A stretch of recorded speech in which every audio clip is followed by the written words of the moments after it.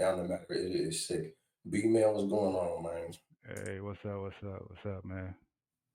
Just being a Jew, just Just being. taking it a step at a time. What have you for us today? What do I have for y'all? I was talking about the same thing on my channel this past week, and I'm sorry that we didn't have enough time to truly have a conversation between us. I think he came on a little bit late. It be like that. It's Yeah, all yeah. good. I understand that there's a time difference and all that stuff, man. So trying to see if maybe I can coordinate with my partners for maybe a later start time so that we can give you some time to come on and conversate, bro. Hey, if the Lord will it, then it shall be. The Lord willing, brother. Lord willing. So I heard you guys talking a little bit, and I heard you guys use a source. It was Captain Mark that brought it out, I believe, and he brought out Alexander, not Alexander. He brought up what's this dude's name. It was from Josephus. You recall his source from Josephus that said, Uh, yeah, slightly. It was his source. So I think he mentioned Josephus and Saint somebody else. probably Again, Jerome. Jerome. Yeah, I believe so. Those are the only two people I know that have done commentary on it.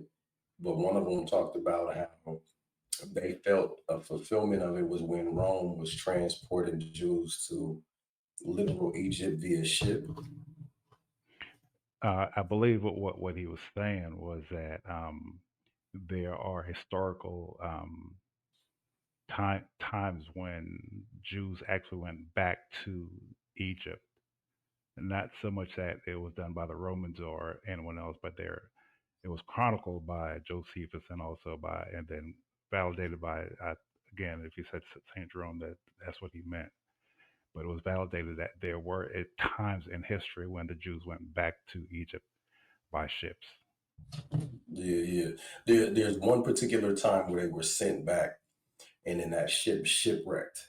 So the person who had cited that information in the source, I would say that that was sloppy on their part, not necessarily his.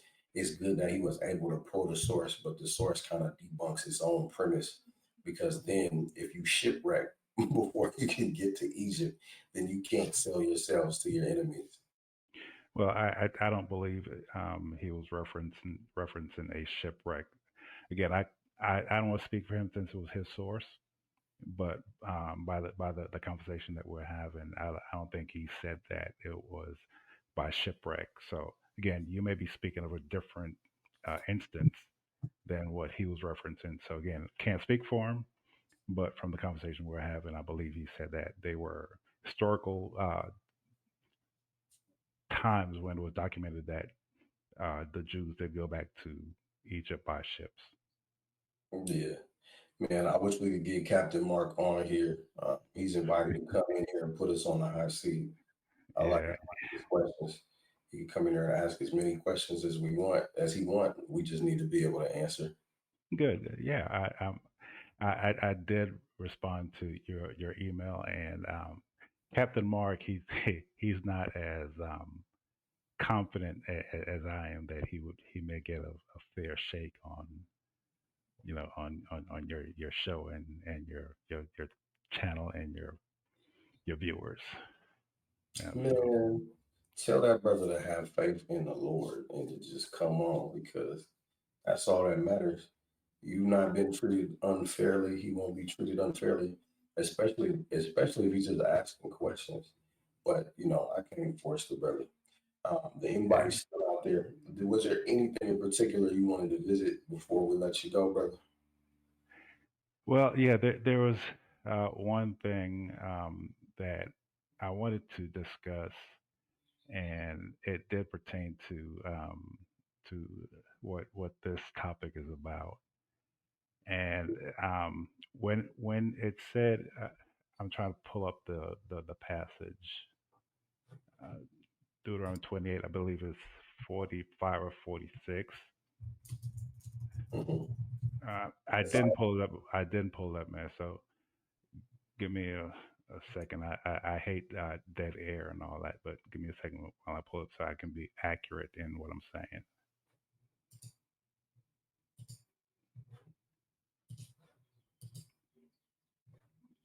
So I did want to ask a Hebrew Israelite this question. Uh,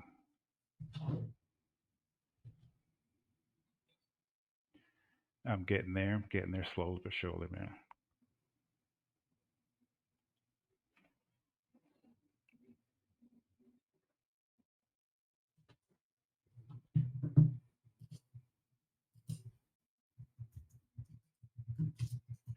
All right, I'm there. Let me find the passage I was wanted to ask you guys about. Um, let me see. Uh,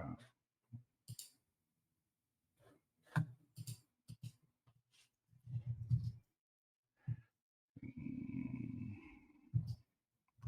uh, I'm not finding it right. I'm still looking for it. But the question was during the slave trade, there were multiple nations that were involved in the transatlantic slave trade between the 1400 and the 1800s, 15th to 19th century. And those nations were like England, Denmark, Spain, and a few others, a whole lot of Europe, basically.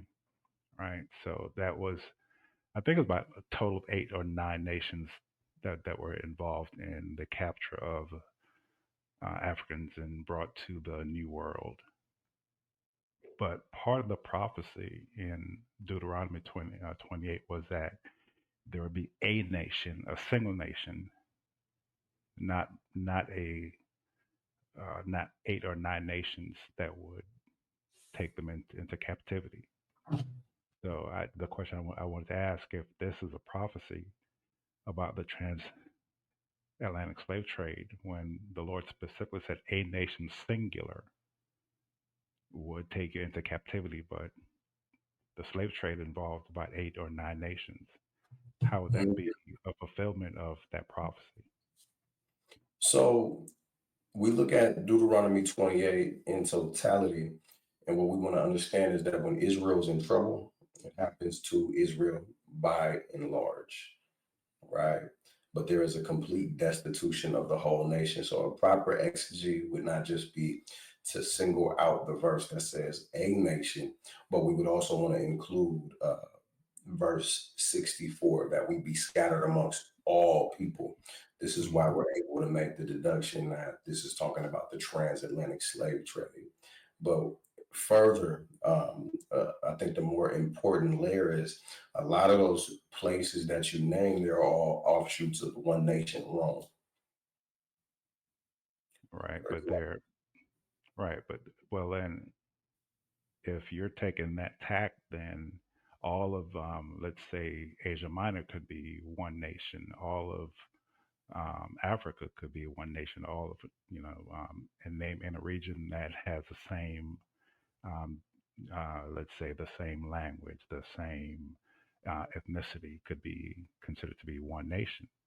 But that's not how it was depicted biblically. For example, I believe in this presentation, um, the that guy, I forgot his name, he was talking about the Assyrians taking the northern kingdom into captivity, right? And that was a specific nation, the same way the Babylonians that took the southern kingdom into captivity, right? And then, of course, if you look at the Persians, then after the Persians, you had the Greeks, and after the Greeks, you had the Romans. You can kind of encompass that into the same category of people, but they're not. So when you look at the transatlantic slave trade, and you had all these European countries that were involved, they were separate countries, they were separate nations. I don't But understand what you mean by that. the Spaniards were not the French, different nations, different language. The Well, English, they're a similar language group. They're all italic languages. right? But but they are That not the same language. They may be similar the same way. different dialects. They're different dialects. So it's very important to understand the difference when speaking anthropologically. And I'm not saying that different dialects within the same language family means you're the same nation either, but Judah and Israel, depending on who you ask and when, they're one nation, but they both spoke two very different dialects of Hebrew. In a like manner, one family, Hebrews, Edomites, Israelites, both spoke two very different dialects of Hebrew. But what I'm saying with those European nations, they're offshoots of Rome, which is why they share in that Latin based language. So even when you look at Germany, when you look at Italy, when you look at Spain, they carried a lot of their Roman attributes up to even today, which is why uh, here's an interesting name, Kaiser Wilhelm. You ever heard of Kaiser Wilhelm? Yeah. So that individual's name, Kaiser or Kaiser Permanente, that comes from the word Caesar. It's just a matter Hmm. of dialect and development over time. So they're not the same place and they have different flags, but they do embody one nation, just the same way that Esau and his sons came from one people group, but they went to establish their own individual nations as well. So, looking through the mind of the Hebrews, I would see different people groups as one nation. It just depends on exactly who you're talking about and how you're looking. You got to make sure you're looking at the right things. Right, but then, but God was very specific when He said a nation and a tongue or a language that you did not know. So, for example, if you spoke Spanish and someone else spoke French, you did not know that language, so that would be a distinction within that nation. Same thing if you spoke, Russian or whatever, right? There would be a distinction with the language and that nation. So God was very specific when he said a nation singular and a language again singular that you did not know. Mhm. So my question then goes back to, if you are saying that this then refers to the transatlantic slave trade, if that refers to these the Africans, but again you had many different languages between the English, the French, Portuguese, Spaniards, the Dutch, and I forgot the others who were involved in the slave trade. Different languages, different nations. But if you go back, Yeah. I found the verse I was referring to. It's verse 49. Mhm. Yeah, And but your standard is trumped by the fact that we have two things that obviously can exist the same time. So what can both be true is that there's going to be a nation that scatters us, or a nation of a fierce countenance that does certain things to us. But then it also says, and the Lord shall scatter you among all people from one end of the earth even to another, and thou shalt serve other gods which neither thou nor thy fathers have known, even wood and stone. So, if we're going to parallel it to what happened with the Assyrians, which would relate more to my argument, because Assyrians had both Jews and Northern Kingdom Israelites in captivity, and just as well as Babylon had some Jews in the Babylonian captivity, right, um, is that will be scattered everywhere, not just to one locale. So there's one nation that's doing the bulk of this, but all nations, we are a victim. It says, among these nations, thou shalt find no ease, neither shall the sole of thy foot have rest, but the Lord shall give thee there trembling of heart, failing of eyes, sorrows of mind, and there thy life shall hang in doubt before thee, and thou shalt fear the day and night, and shalt have none assurance of thy life. So it is then that we approach Deuteronomy 28 and 68 with the understanding we would go everywhere, and that there would be one particular nation who is overseeing the whole thing. And right. so But those nations that you listed, you can't separate them from each other. If you do so linguistically, that would be an error. If you do so via landmass, that would be an error. Common America, English is not in uniform all throughout America. There are several dialects of English. Not only that, but there are American territories everywhere. So the bigger picture tells us that yes, there's going to be a nation that's responsible for doing this. We don't understand, but this text is also telling us about our susceptibility to these things. That we be scattered so far, and we'd have an adversary come up against us that's so foreign that we wouldn't understand it. But the problem with the Assyrian and Babylonian thesis is that we were doing business with both of these empires. So we understood their languages very well.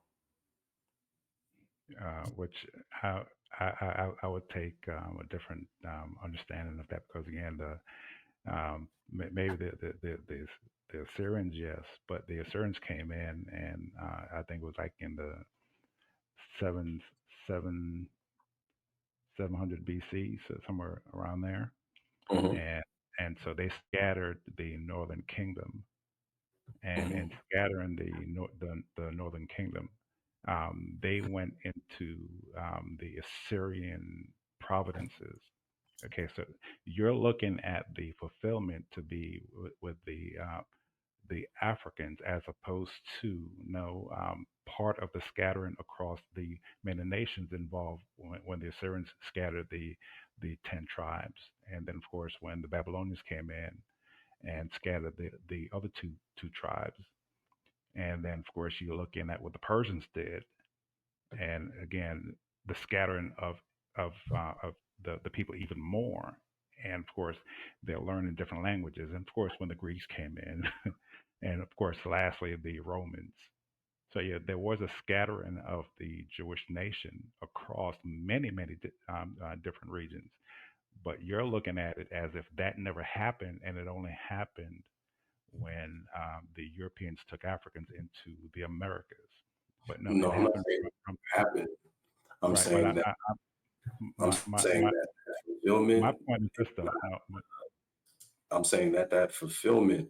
You cannot say that fulfillment would be best suited to fit the criteria made by Deuteronomy 28, all the way why from not? verses on down, Why because not? those two nations already had communication with Israel.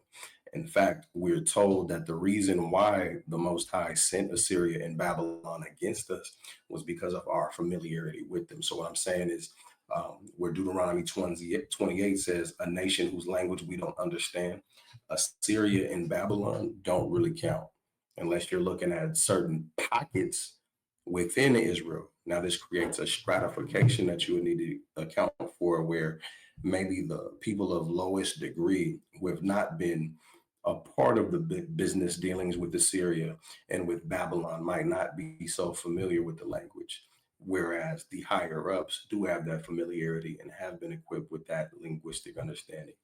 So Where, where, what were you going to say?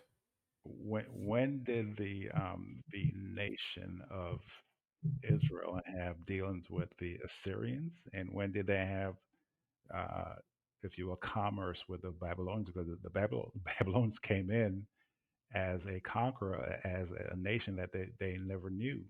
I'm not saying that they never knew they existed, but they never had, biblically, there was never anything that said they had trade-ins or commerce or anything to do with the Babylonians. They simply came in as conquerors. So Watch you're, this. you're This making watch. statements that's not validated by either the Bible or by history. I never make statements that I cannot go in the Bible and prove unless I'm prefacing with this is just my opinion. So if we'll appeal to Ezekiel real quick. Um, where's my where's my Bible at? Boom. So this is Ezekiel 23. The word of the Lord came again unto me, saying, Son of man, there were two women, the daughters of one mother. They committed whoredoms in Egypt.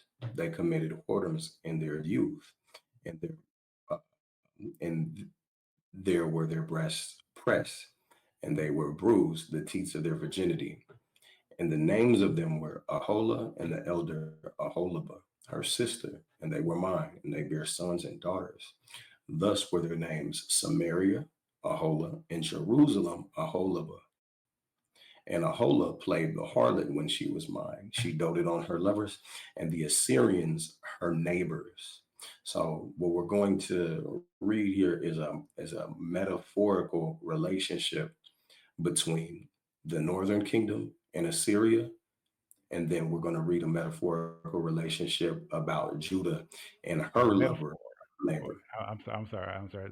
Let's just halt right there. So you're taking because there's a passage that refers to a person, not a nation, but a person that has a knowledge of an Assyrian, that then automatically translate to that the entire nation of Israel had a relationship with the entire nation of Assyria. I mean, they knew of the Babylonians since since Genesis chapter 6. So I mean, but they never had a relationship with them. They knew of the Assyrians, way before even Deuteronomy. So simply because there's a passage that refers to one person who has a neighbor that's an This, Assyrian or Babylonian, so, it doesn't so brother, equate you to gotta you gotta pay interpretation that attention. a You gotta relationship. pay attention. You gotta pay attention. So I would let you finish, but you demonstrated that you're not listening with the intent to understand. You're too ready to respond. And so Well, I'm gonna start over. I'm sorry. It says, Okay, one so let's last start over. Let's one last start thing. over. No, no, no, Oh, no, no, no, no, no, no. Let's not okay, put the horse before the carriage, brother. So okay, go Ezekiel ahead. 23 and 4, it says the names of these two sisters were Aholah, the elder, and Aholibah, her sister, and they were mine. They bear sons and daughters. Thus were their names Samaria. Samaria is who is being called Aholah. So this is why I was prefacing. The rest of what we're about to read is a metaphor where Samaria and Judah are being likened unto two women to describe the relationship they have with these foreign nations. So you got to listen. So, and it says, in Jerusalem is Aholibah, and Aholah played the harlot when she was mine. She doted on her lovers, on the Assyrians, her neighbors, which were clothed with blue, captains and rulers, all of them desirable young men, horsemen riding upon horses. Thus she committed her whoredoms with them, with all them that were the chosen men of Assyria, and with all on whom she doted. With all their idols she defiled herself. Neither left she her whoredom, neither left she her whoredoms brought from Egypt. For in her youth they lay with her, and they bruised the breasts of her virginity, and poured their whoredom upon her. Therefore I have delivered her into the hand of her lovers, into the hand of the Assyrians upon whom she doted. Now that's just the one sister, the northern kingdom. These discovered her nakedness. They took her sons and daughters and slew her with the sword. And she became famous among women, for they had executed judgment upon her. And when her sister Aholibah saw this, she was more corrupt in inordinate love than she, and in her whoredoms, more than her sister in her whoredoms. She doted upon the Assyrians, her neighbors, captains and rulers clothed with the most gorgeously horsemen, riding upon horses, all of them desirable young men. Then I saw that she was defiled, and they took both one way, that she increased her whoredoms.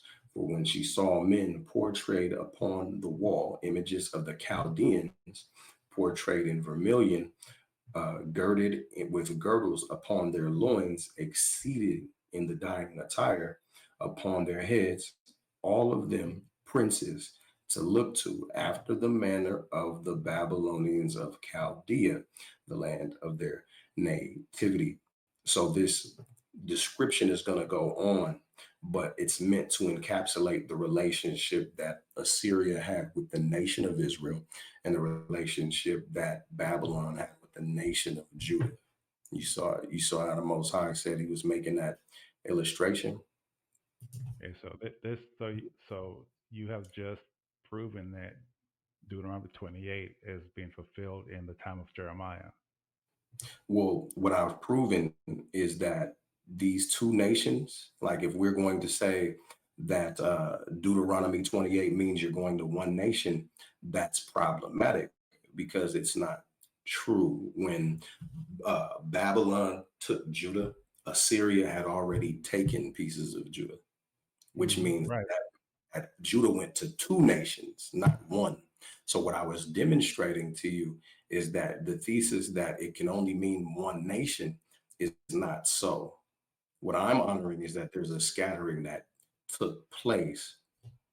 And I would also say, furthermore, that I'm not a proponent of the belief that Deuteronomy 28 is going to be fulfilled one time. It's a perpetual covenant, and it happens to the Israelites every time they're in sin. Okay, so then you have just um, proven that the Syrians, the one nation that took the northern kingdom, that was fulfilled in the time of Jeremiah, not necessarily during the transatlantic slave trade. And then, of course, if you look at the Babylonians taking the southern kingdom, again, a nation, right, a singular nation that was fulfilled, again, not in the transatlantic slave trade, but before that time. Again, so you can always ascribe anything you want to. Somebody can say the the people from Peru or the people from Mars or people whatever. But if it's proven biblically that that happened, as the Lord said, that a single nation will take you and you'll be scattered, it was done again, but with the northern kingdom through Assyria. It was done with the southern kingdom by the Babylonians. But I just said that it did not just happen to I the didn't say southern that. kingdom by I the didn't hand say of the just. Babylonians. I didn't say just. I said it happened with. Again, it But, happened but, with but what I'm saying primarily is that the standard that you have invented is not there not because invented. I you, we you we but just read it. It's no, not an we invention. didn't read what you just said. You're saying that one nation would scatter one nation, and I read it. I read it mathematically, previously. we've demonstrated that this is not Brother, possible. I have allowed you to speak without interruption. I know it's your channel. I know it's your channel, and this is probably why Captain Mark may, be somewhat hesitant in coming. I mean, Allowed you Captain to. Martin's just going to be asking questions. You, however, are saying things, you're making egregious claims. You're saying that one nation would scatter one nation. You No, cannot proposition. can I then clarify if Yes. you misunderstood? Because again, according to 28 and 49, the Lord says a nation, right? Mhm. Let me just read it so that again I'm not paraphrasing. The Lord will bring a nation against you from Mhm. far, from the ends of the earth, swooping down like an eagle, a nation whose language you do not understand. Mhm. Okay, when they were taken into captivity, especially by the Assyrians and also by the Babylonians, they had to learn their language according to Daniel. They had to learn their language and their customs. So even though they were familiar with them, it's not as if they had a relationship like like we have a relationship with Canada. We speak the same language. Mexico, we do not. A lot of Americans do not speak Spanish, but if you go to Canada, it's a total different thing. So simply because they had maybe a somewhat, I wouldn't even say intimate, but a knowledge of the Assyrians and the Babylonians that did not know them in the same way that you would say that we know the Canadians, same language, same customs, same everything. It was a total different thing. The Lord is saying that He'll bring a nation against you from afar, from the ends of the earth, and swoop down like an eagle, whose language you do not understand. That's what happened with the Assyrians and the Babylonians. Again, having working knowledge of something does not mean you have a full comprehension and understanding of it. Okay. So, hot pocket your premise. This text proves that Assyria would scatter the north and Babylon would scatter the south. Is that No, what I'm you're saying? saying no, I'm saying that over a period of time between the Assyrians, the Babylonians, the Persians, the the Medes, the Greeks, the Romans, right? These are all singular nation over a period of time. Not, for example, with the transatlantic slave trade when you had 9, 10 nations together, they formed a cabal, if you will, and they all together said, "Let's go to Africa and take these people."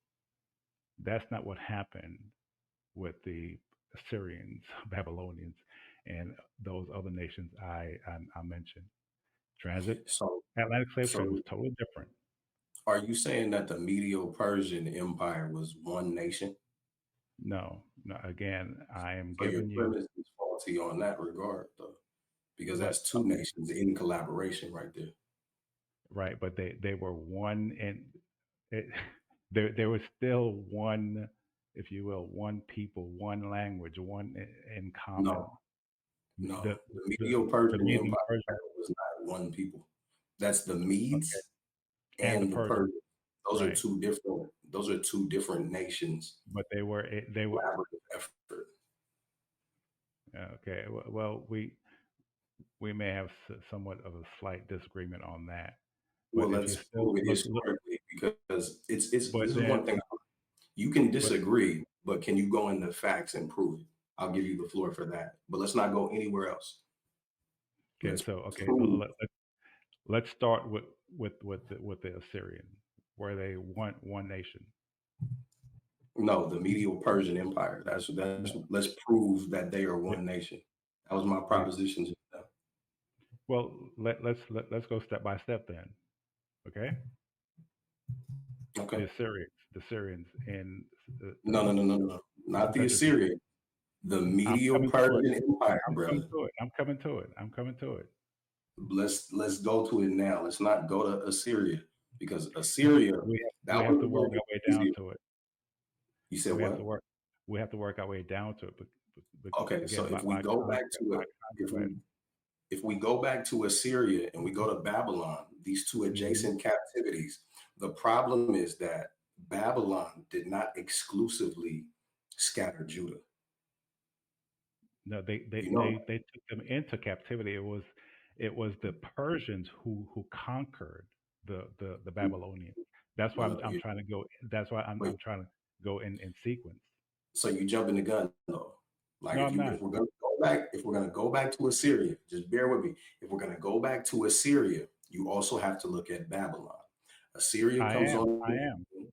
I Assyria am. But comes on the scene. It empowers Babylon economically and everything. Babylon eventually takes it over. But your premise is mm, that a part of your premise is that Babylon is the one that took Judah, right? Yes or no? yes, yes. Okay. The Are they the Southern only Kingdom ones in that time frame that took Judah? Or did it have collaborators? or Babylon. Yeah. Did Babylon No, have help? Babylon did not have help in capturing this the Southern Kingdom. The Northern kingdoms were already Wait, wait, wait, scattered wait, wait, wait. by the Syrians. Is that a The hill you want to Babylonians came in. I'm sorry. is that a hill you want to die on? The one where um Babylon scattered Judah by itself. No, Nebuchadnezzar was the king of Babylon, Yes. right? Did he have like what you call serf kings, or I forgot the term where you had a lesser king, but there's one supreme king. What did they have like what's it, regents, right? Of course, Babylon had regents, but again, you had one king over the entire nation. They had serfs and they had, regents and so forth and so on. So if that's what you're referring to, of course. But if you're Okay. looking Now, at the nation in general, there was the Babylon, the same way you had the Romans. The Romans had a Caesar, but they also had their regional provinces that had not captains, but like Pontius Pilate was a region of Rome, but he was not the governor. I'm sorry, he was a governor, but he was not the king or the Caesar. So yes, they I have think let's keep it focused in Assyria, Babylon. This is the same time frame. They're contemporary. Let's keep it it's not there. the same time frame. Yes, it It's not is. the same time frame. No, my brother, no. Babylon and Assyria are contemporaries. Otherwise, Babylon They're, can't take down Assyria, brother. Did they, Babylon take down Assyria? brother, look look at history. Assyria took over the northern kingdom in like seven 720 or 721, something like that BC. The Mm, Babylonians came in 580 or 85 or something like BC. mhm. So they were not So contemporary. Assyria was not existing contemporaneous with Babylon at all. I never said they never existed. I said they were not contemporaries as far as they didn't conquer together. The same way Okay. the same way you have France and England, they didn't all rule at the same time, but they both existed, right? But I'm saying as far So as conquest of the nation, Assyria conquered the northern kingdom in the 7th century BC, and then Babylon conquered the southern kingdom. I think is like 580 or something like that BC. did did Totally different Babylon people. have did Babylon have Judah all to itself as far as the two parties are concerned? Did Babylon have Judah? I'm not sure I understand your question. Did it have it all to itself? So It you just conquered it. listed. It conquered it. So did when it conquered Judah, did they have Judah all to themselves? Meaning what? The way you just described it was that Assyria had Israel and that Babylon had Judah. Did Assyria. Okay, let me go back and clarify it for you, since you're not understanding what I'm saying. Assyria maybe well, conquered the northern the kingdom. reason I keep doing this is because you're being more long-winded than is necessary for me, and therefore I'm losing you. You might feel it necessary to explain it in this way, but it's too complicated for me. So It that's why should I'm not presenting. be. It should not be, because It I'm is, giving you bro. time It is, frames. it But is, I'm giving you bro. time frame. I'm telling you, What I'm not Assyria your time and frames. southern. I'm aware of the time frames. What I'm Okay, asking so you then why is why are simply. you asking a question like I'm that? asking you If simply. Did Babylon get all of Judah, or did it have to share with Assyria? that I'm not sure of, but Babylon conquered the southern kingdom. Assyria scattered the northern kingdom first. So Assyria, I get that you're running through these events because I agree with because you. I'm not understanding where This is your what's question is going. well, that's okay. I understand. So this is what's commonly understood. I would agree that Syria should be famous for what it did to Israel. Babylon should be famous for what it did to Judah.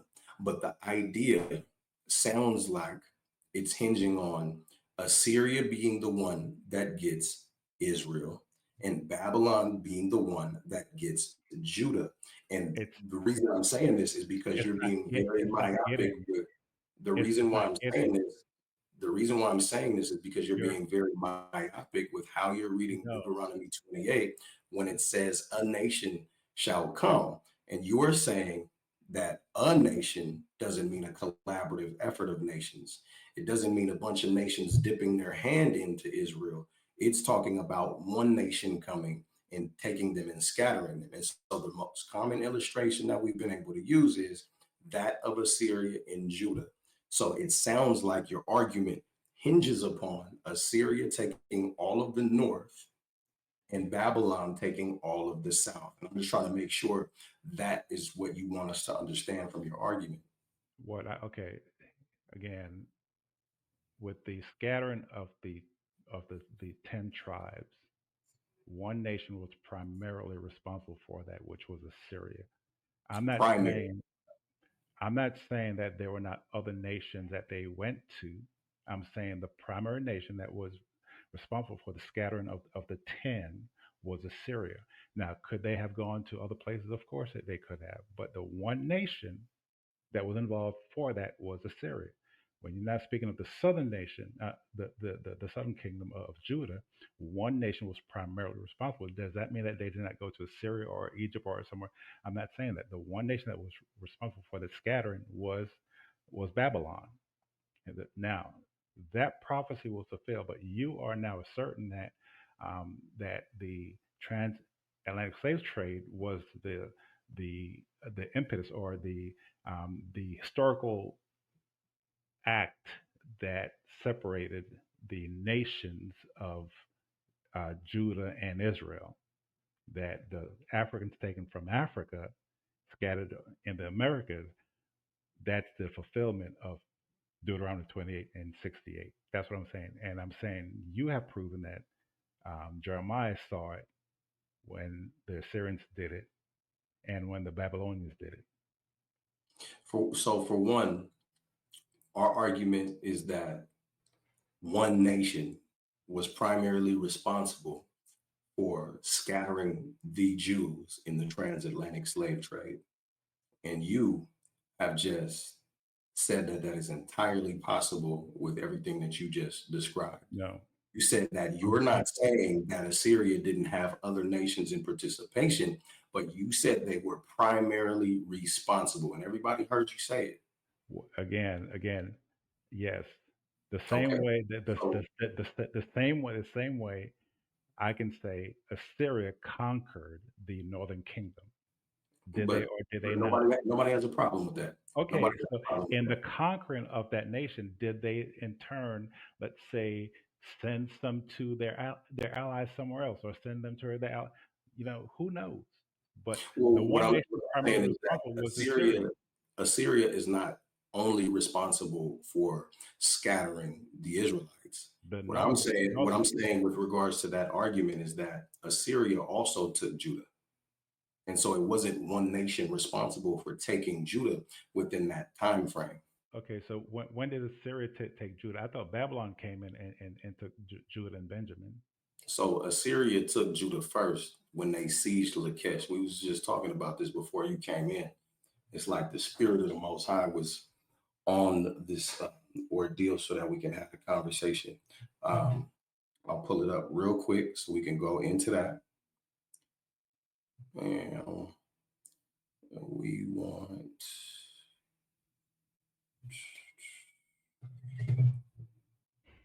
let me see.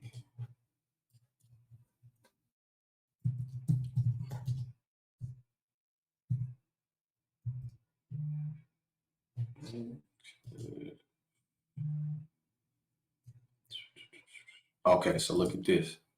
And this is actually very famous.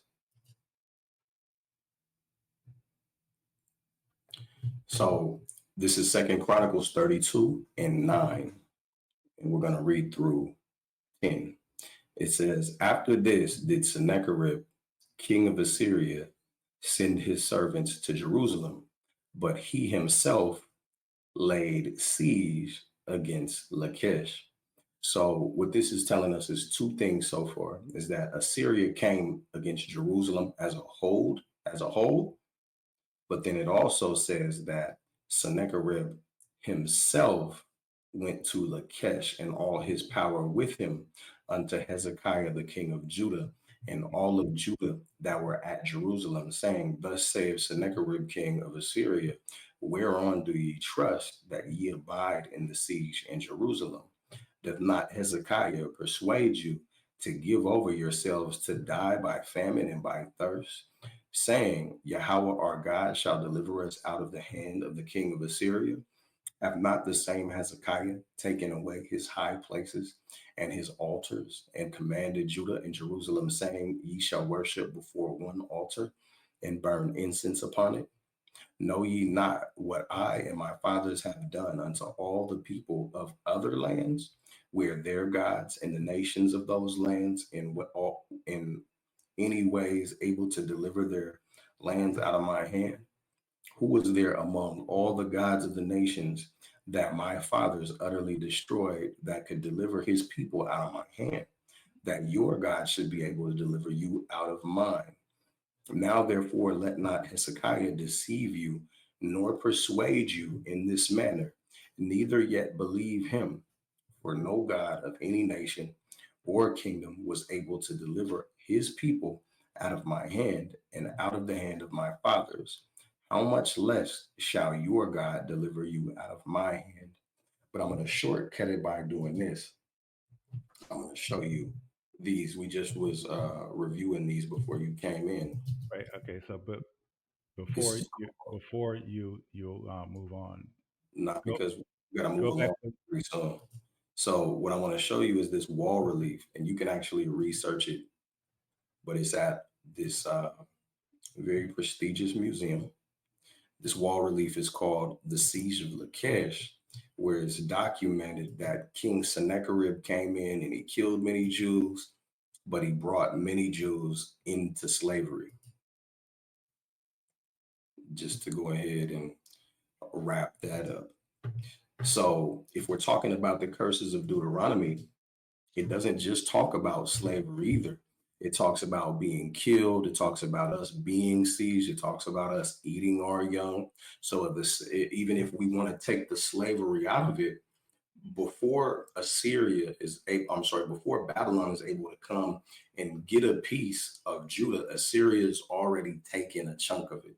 So during Israel's dire straits, despite what it says about one nation coming up against us, multiple nations can have their hand in our destruction at one time, which is what happened in actuality between Assyria and Babylon against the Jews and Assyria against Israel.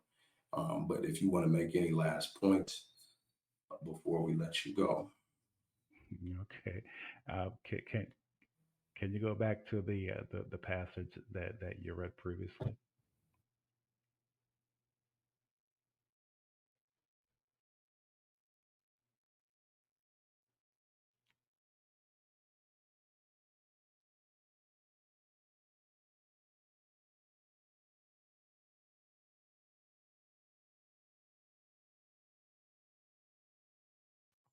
My bad, y'all.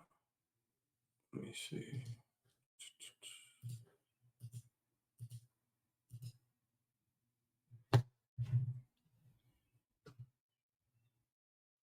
Okay, so we're back here. I'm not seeing it. I'm not seeing it on the screen. Oh, I didn't share it. Damn it.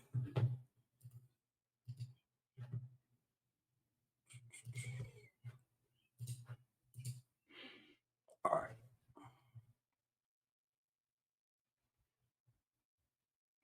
Okay. Let's see. Where did you start from? Where it says, "Thus saith."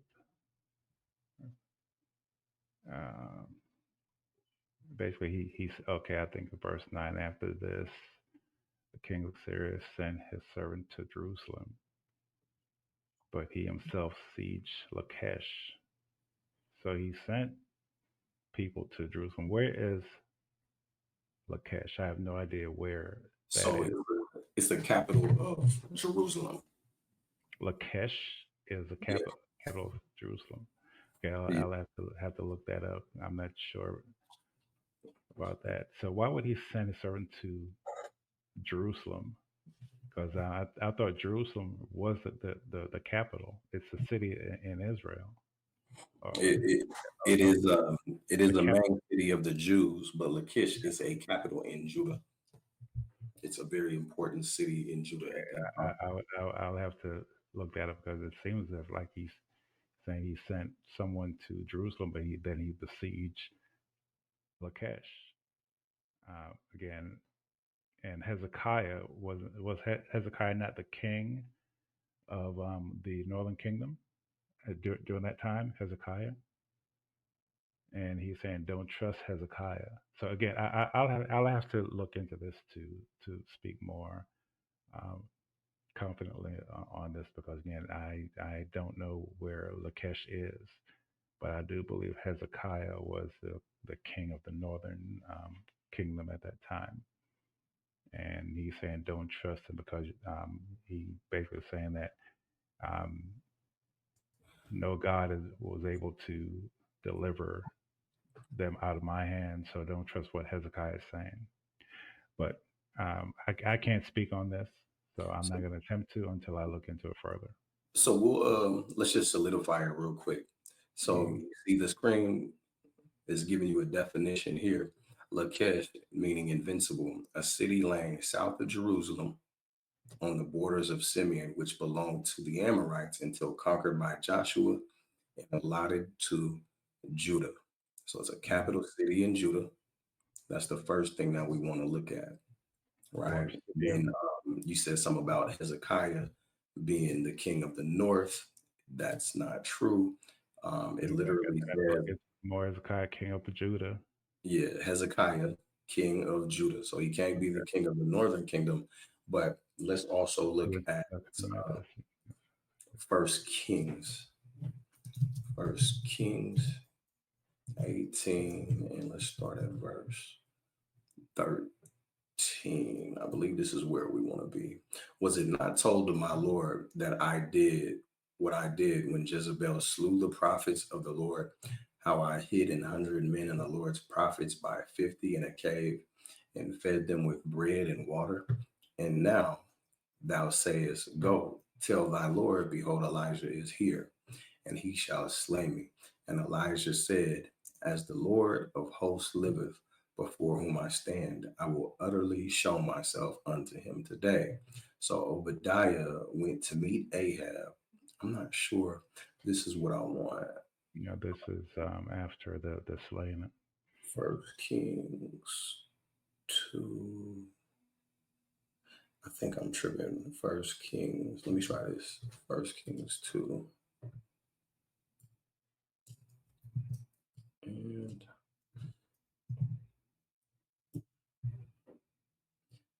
let's see. I think it goes like this. 14th year of King Hezekiah.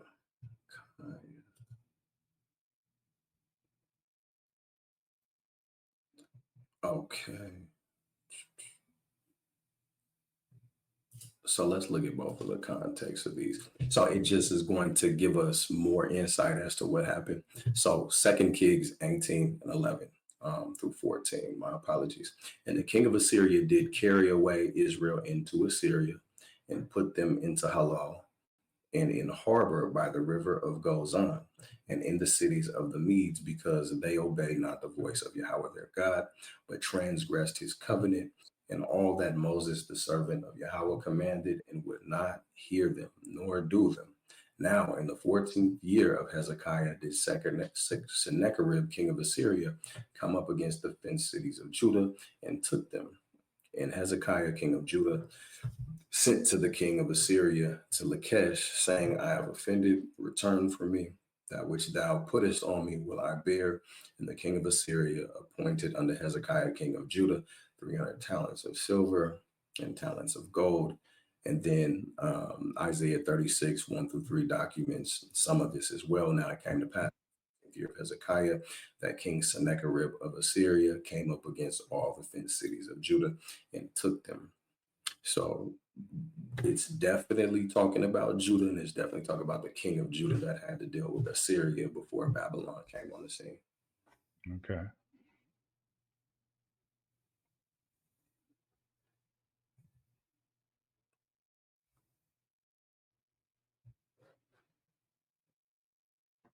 All right. So they weren't scattered at that point in time. They were conquered, but not scattered. But they were taken as servants, and it clearly depicts this with the archaeological findings that I showed you. It just said that he that they were sieged. I'm still reading that they were taken. Let's see, Syria came up against all the fences and took them. So they came up against the fences, cities of Judah, and took them. And Hezekiah king of Judah sent to the king of Syria to Lachish, saying, I have offended. Return from me. So he fought against them, won against them. Then Hezekiah said, I have offended you. Go away, basically. Uh, that which you have put on me, I will bear.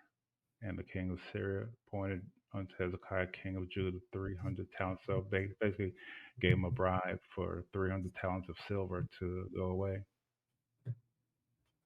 Okay, so they were conquered, but or they fought a battle, but did not occupy or send him away. They paid him a bribe of 30 what 300 talents of silver and 30 talents of gold to go away. So the scripture I showed you was to show you that the interaction was definitely between the king of Judah and Sennacherib. But the prior document, the aforementioned one in Chronicles, shows you that there was a siege. But not a disbursement, not a disbursement of the people. They We're, paid. we're They, not we're not they talking about a basically. disbursement. We're talking about them taking some of the Jews as slaves, It doesn't not say that dispersing. here. It doesn't It say that doesn't here. you need to because this is what I'm saying. When you go into the archaeological findings that I pointed you towards, the not only did the Assyrians document what happened, but they also illustrate what happened. Right. You see what I'm saying? The illustration shows the well. I'll have to look into that. But again, the text does not say that they were taking the slaves. It says that he paid them basically a bribe to leave after they won a battle against them. Paid them, it says here 300 talents of silver and 30 talents of gold. If he would just leave, didn't say anything about taking slaves. But again, if you go back to the passage in question, it said that they would taken, not they would be brought back to Egypt, and it didn't even say that they'd be brought back in slave ships, just in ships. So the idea of slavery, when it refers to Deuteronomy 28, is an inferred one, right? When it comes now to the Africans in the West, the disbursement of the Jews is chronicled in the Bible, and it's chronicled that the Assyrians did it. It's chronicled that the Babylonians did it, that the Persians did it, that the Romans did it, and the Greeks, that they were dispersed. So again, the idea now that this was a prophecy about Africans taken from Africa to the Americas doesn't hold water. So we're not comparing this to what happened to the African Americans. What we're doing is using this to say that your thesis that Deuteronomy 28's fulfillment means that one nation is going to come up against one nation and scatter it is a false. No, That's what again, we're doing. my, my assertion all along was that the Bible says a nation, not a conglomerate, as what happens with the slave trade. And yet you've not only conceded that by saying that Assyria could have been collaborating with other nations. It's on recorded. You said Assyria could have been collaborating with other nations. And then you What I said, said was, and what I then said was you went into primarily this to show that North and South were both taken and beaten down by not Assyria before Babylon comes into play. What this means is that when Deuteronomy 28 says, a nation shall come against you, it's not literally saying only one nation at a time, which is why the Hebrew word for one is not present in that text at all. It's just saying that you're going to be susceptible for a nation to come from afar and do these things to you. Now, when we parallel this to our premise, we're saying one nation primarily is responsible with scattering Judah. And we're saying that it did work with other nations in order to do this. So this parallels to your own argument. So in order for you to refute ours, you'd have to drop yours, big man. no, no. You got to stop this. Again, You're again, arguing with again. me. Like, Can I at least get a word in? And I've you, stated this before, but I've no, stated this put your before. words in. You That can't act like we don't let you state your case. Go ahead. no, no, You got I'm not saying that, but you tend to go on, and when I start to speak, you kind of jump in. So again, what I'm saying is, I'm not saying that like a nation like Assyria did not or does not have allies. But when you're looking at the text, it said the Assyrians, which is a nation. Okay. When you're looking at the text, you're looking at the Babylonians. It does mean that the Babylonians did not have allies also. But again, the Bible is very specific, a nation. And the Bible speaks of a nation in the Assyrians and the Babylonians and the Persians and the Medes and the the Romans, a nation, So, so B man, singular. is a nation responsible for putting Judah into disarray, or are there two during this time frame? You're speaking now of different things. You're saying disarray. the the nation of Israel through its history has been invaded, wars, conquered, and so forth and so on. We're talking about the scattering. Speaking about the scattering of, which is again your premise that the Hebrew Israelites are the nations that were scattered according to Deuteronomy 28 and 68. And I'm saying no, that there are historical facts, biblical facts, that the nation, the people of Israel have been scattered by the Syrians and the Babylonians before the slave trade began. So this is another problem. And so this is why you got to be more familiar with the curses in this.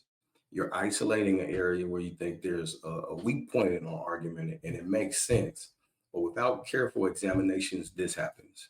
The reason why I'm able to emphasize on whether or not more than one nation was responsible for putting Judah into disarray is because you're using Deuteronomy 28 and 49 to say a nation would be responsible.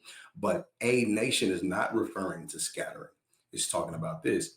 It says, therefore, thou shalt serve thy enemies, which Yahweh shall send against thee in hunger and in thirst and in nakedness and in want of all things. And he shall put a yoke of iron upon thy neck until he have destroyed thee. The Lord shall bring a nation against thee from afar, from the end of the earth, as swift as the eagle flieth, a nation whose tongue thou shalt not understand, a nation of fierce countenance, which shall not regard the person of the old, nor show favor to the young. He shall eat the fruit of thy land, thy cattle, thy fruit of thy land, until thou be destroyed, which also shall not leave thee any corn or wine or oil or increase of kine or flocks of thy sheep until he have destroyed thee. He shall besiege thee in all of thy gates until thy high fenced walls come down, Mhm. whereon thou trustest there throughout all thy land. So this is reading in context the curses. Where it says, I'll bring a nation up against you from far, is not to take you into slavery, but to besiege you. Now, slavery can come from this, but this is why we say all of Deuteronomy 28 is not just one thing that is going to happen all at once. Israel is susceptible to all of these things. If we're going to look at Assyria and Babylon, both Assyria and Babylon besieged Judah. It's a given that they besieged and took the northern kingdom, referring to Assyria. But your argument is that one nation is going to be sent, and I've been messing with you this whole time about the one nation being sent because I feel like you're too zeroed in on verse 49. We have Because literally you just guys are zeroed in we on verse no, 68. don't say we just zero in because you obviously, and this is with all kindness, do not understand our argument enough to even have this discussion because Mm. we do not think that Deuteronomy 28 and 68 is talking about a bunch of nations coming up against us. We think it is primarily one nation, the same premise that you argued with regards to Assyria and its involvement over the northern kingdom. But let's stay So focused. which nation Let's is stay, that? let's stay Which focused. nation is that one Let, nation? let's stay focused because we've been on 49 the whole time. We can't now Yeah, move to 68 because your argument about 49 is coming crumbling down. We have to but stay here. it's So still one so real nation. So so real quick, I'm real quick. asking you. I'm asking Brother, you no, according don't to ask me 68, anything right now. which is the one Don't ask me nation. anything right now, B man. I don't want to have to mute you. This is important for the Oh my goodness. class. So it says, He shall besiege thee in thy gates. We have just now demonstrated. Now, you've already acknowledged several times that Babylon besieged Judah. I agree. But we've also demonstrated that it wasn't just Babylon, it was Assyria as well. So it's not a nation is going to come up against you, and that's it. It's that a nation is going to come. And at this point, what we can do is that it's more so at least one nation. So before we let you go, B man, we can talk about 68 another time. Um, did we find out that not only did Judah get besieged by Babylon, but they also got besieged by Assyria? Okay. Yes, you have done that, but the context of the conversation was not if they were besieged, because they had been besieged many, many times. But The 49 is context, not talking about the anything con. but I'm sorry. See, you see, I can't even get my thought out. You're using the word besiege. What I've been saying was a scattering. Which but nation scattered them? Which nation you'd be reading scattered this them? wrong, brother. We have No, just you are demonstrated. explaining it wrong. Brother, Again, no, can, 48 can has I? nothing to do Can, with no, scattering anything, brother. Can you admit that? what, brother? What I've been telling you all along was that it speaks of a nation, a nation that will come against them and do what? And scatter them, right? Not just besiege them. You're using the word besiege as if Israel its entire history has not been besieged. They have been in their entire history. We're speaking about now the transatlantic slave trade and which nation scattered. Uh, what was it? The Israelites of um, of of that time, or was it the African Americans of recent history? You're saying that you guys are the fulfillment of that in recent history. I'm trying to show that no, yes, Israel had been besieged many times, but again, the scattering took place primarily with two nations. The scattering of the So, Jews took place primarily with two nations, so not with the African American slave trade. this is bad. You are saying that you haven't been in here talking about besieging the whole time, and that wasn't the point of the discussion. Once you brought up verse You brought up 49, the siege. I did not. You brought up the siege.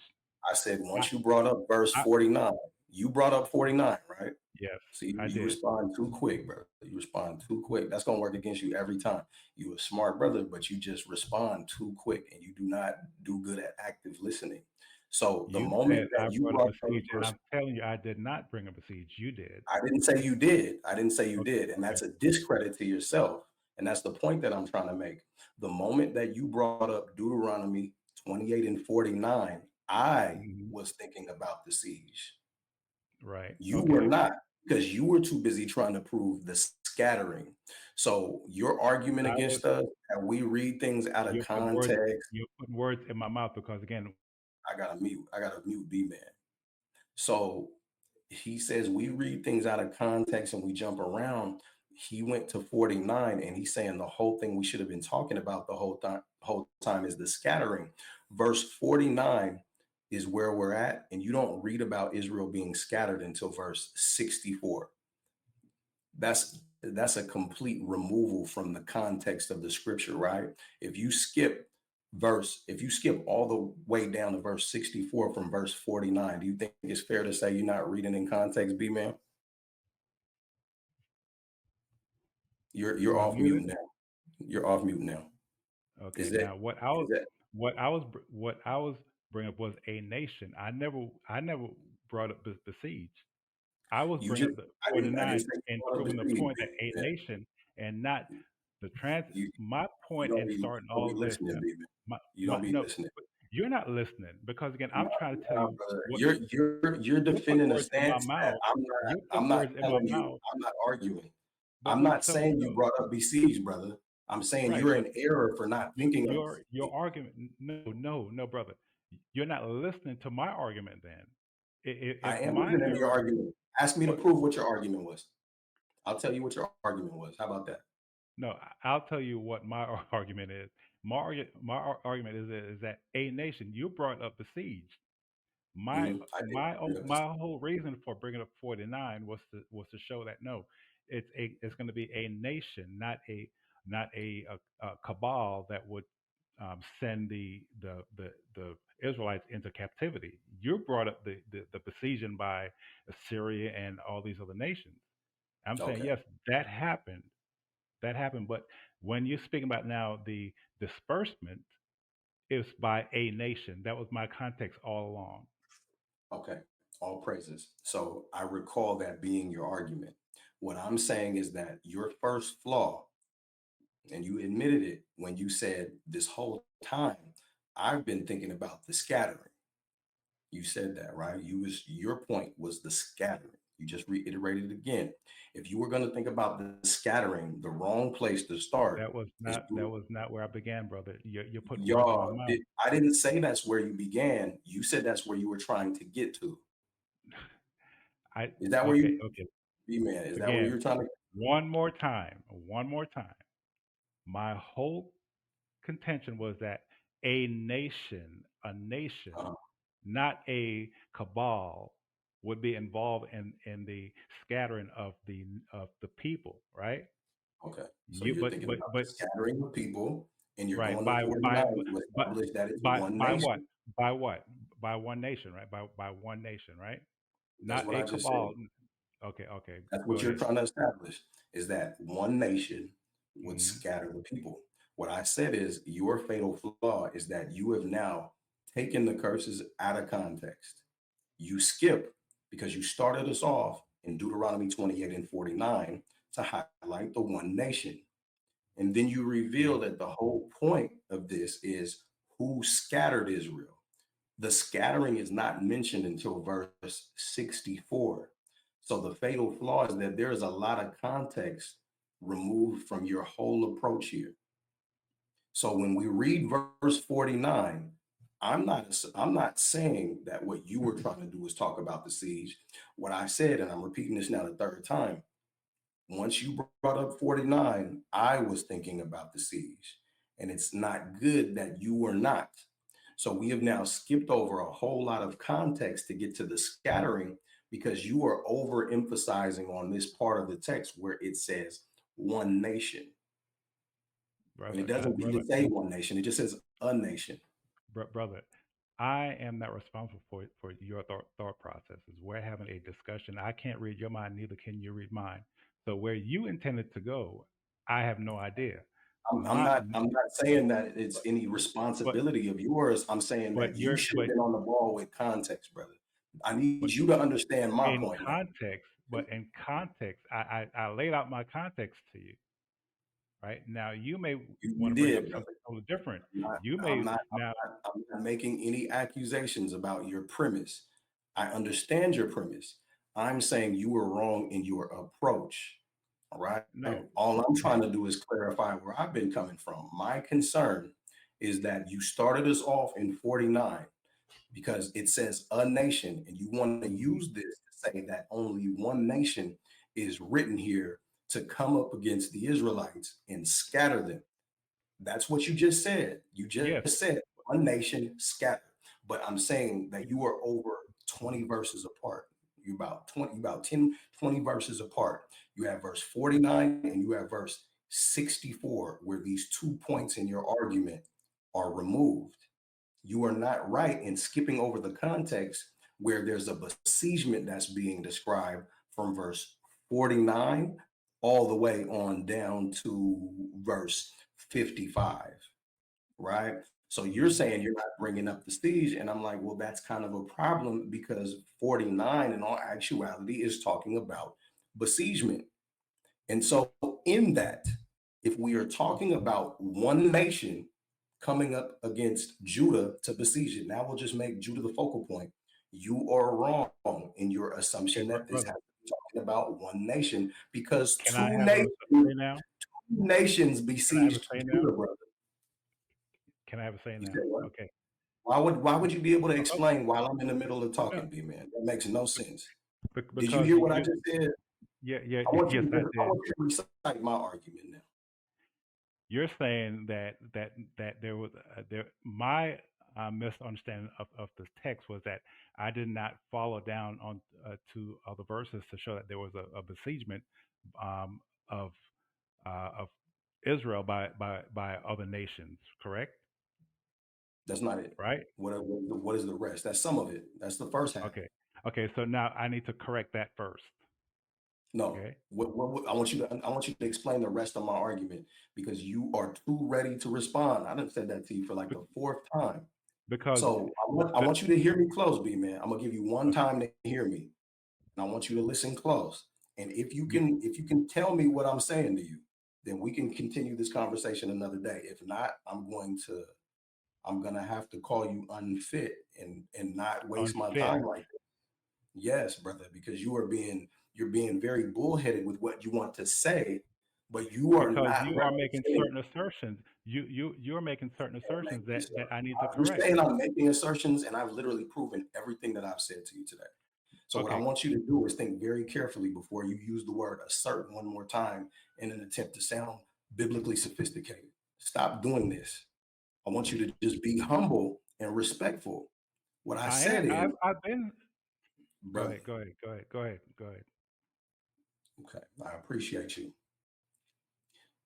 You went to Deuteronomy 28 and 49. What I'm saying is that we cannot skip all the way down to Deuteronomy 28 and 64 to the part where you want to talk about scattering, because in doing so, you have attempted to highlight how Assyria came against Israel and took it away. We've also talked about how Babylon came up against Judah and took it away. I have brought into the equation, I have brought into the equation a besiegement in general. This is not an argument you brought up, it is an argument I brought up. The reason I brought it up, B man, is because you are saying that based off of Deuteronomy 28 and 49, it's saying that one nation would do this to Israel at a time. So now, flash forward, we're using Babylon or we're using Judah, right? If your understanding on Judah is that according to Deuteronomy 28 and 49, that Babylon would come and take it away because it says one nation would come, you would be wrong. Because not only is Deuteronomy 28, verse 49 on down, leading up to captivity by talking about a besiegement, but we have proven that the besiegement on Jerusalem took place at the hand of two nations. This disqualifies your one nation argument based on verse 49. Can you make sure that you illustrate to me what it is I just said to you, brother? That there were more than one nation that besieged um, Israel and Judah, not just one. Mhm. And what else, brother? That was the premise of everything you're saying, right?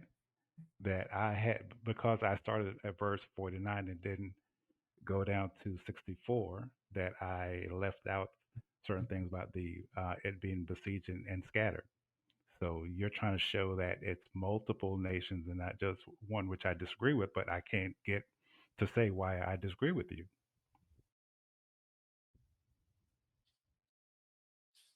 Okay, brother. You did. I think you did okay.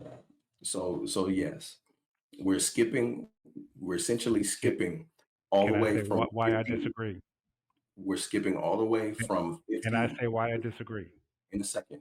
We're skipping all the way from 50 to 64 so that you can highlight what seems like should have taken place with the scattering. But if you read it with context and you follow what it's actually saying, you disqualify your argument for one nation. Because when it talks about besiegement, you should face it with the same criteria. That's what I'm saying. And you're not doing that. Can I now speak? Yes, you can. All right. This goes to show your lack of understanding when it comes to military conquest and uh, uh, a uh, a conquest does not take place over, let's say, a day or one battle. There are series of battles that where cities are besieged.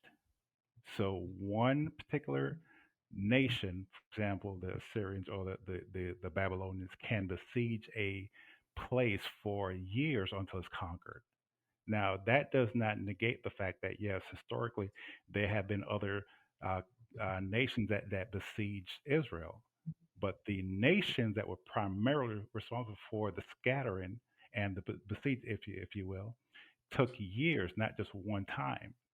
So by inserting that, well, Hezekiah and this and so on and so on. Yes, these things happened, but when we're speaking about the Assyrians and the scattering, and also the Babylonian and the scattering, it was not one battle that did this. It was many besiegements. Many different cities fell. They didn't all fall at one time.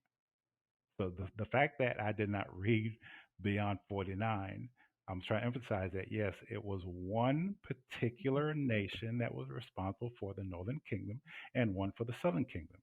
Were there many besiegements within those years? Yes, that's my point. Okay. I appreciate that, brother. And I want to make sure that it's clear that at no point did we argue that these things just happened overnight and at one time, nor did I demonstrate a lack of understanding for military conquest. Um, I appreciate you lending that opinion as well. We'll go ahead and wrap this up for today. I appreciate your time, B man. Anything you want to say before you go? Nah, brother, it's all good, man. It's all good. I understand where you're coming from, and I appreciate your time, man. All right, shalom. All right, peace. Oh shit! Talk about a headache.